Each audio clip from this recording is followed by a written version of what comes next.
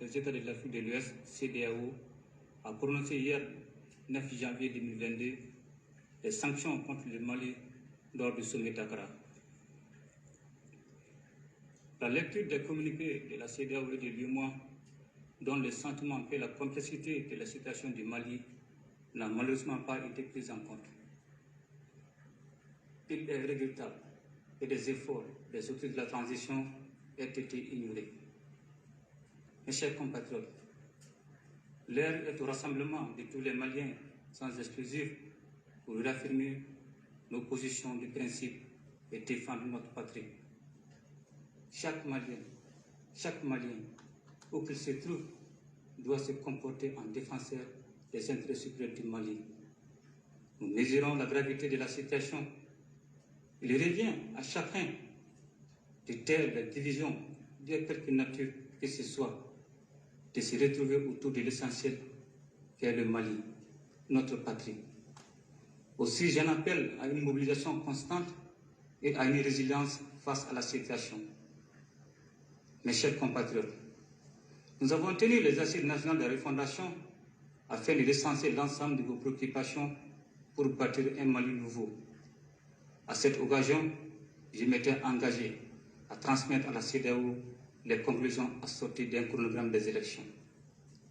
C'est dans ce cadre que j'ai dépêché une mission interministérielle le 31 décembre 2021 auprès du président de la conférence des chefs d'État pour expliquer notre démarche.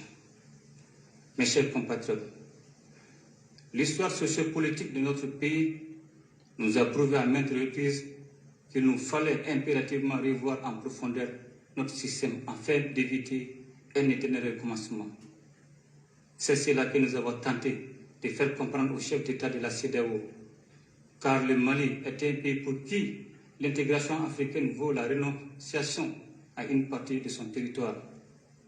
Il est donc temps pour nous, chers Maliens, de nous retrouver, de nous renforcer afin de pouvoir exister en tant que nation, exister dans toute notre diversité.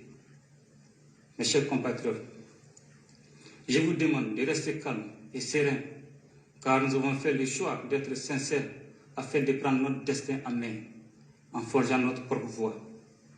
Gardons à l'esprit que le chemin qui mène au bonheur est une voie dure et très dure.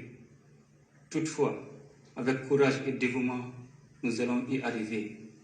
Telle est l'essence de notre hymne national. La CEDEAO et l'UEMOA se sont assumés. Nous en ferons autant.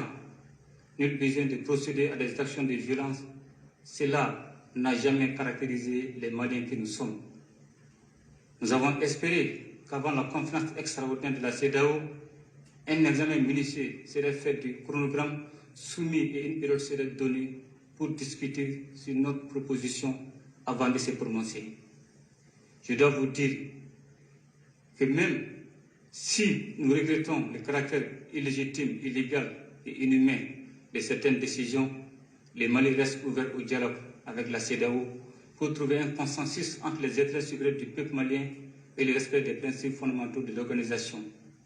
Notre engagement pour un retour à l'ordre constitutionnel normal, apaisé et sécurisé n'a jamais failli. Nous appelons la CEDEAO, une fois de plus, à une analyse approfondie de la situation de notre pays en plaçant l'intérêt supérieur de la population malienne au-dessus de toute autre considération. Mes chers compatriotes, j'ai bien conscience des inquiétudes quant aux conséquences de ces mesures, mais je tiens à vous rassurer que des dispositions sont prises pour faire face à ces défis et que les actions d'approvisionnement se poursuivront. Mes chers compatriotes, depuis que nous avons pris nos responsabilités face à notre destinée, nous avons toujours œuvré pour le bien-être de l'ensemble des populations maliennes dans toute leur diversité et nous continuerons à nous y atteler.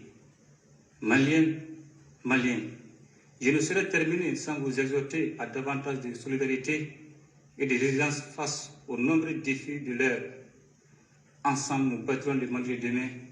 Qu'Allah bénisse le Mali et protège les Maliens. Je vous remercie de votre attention.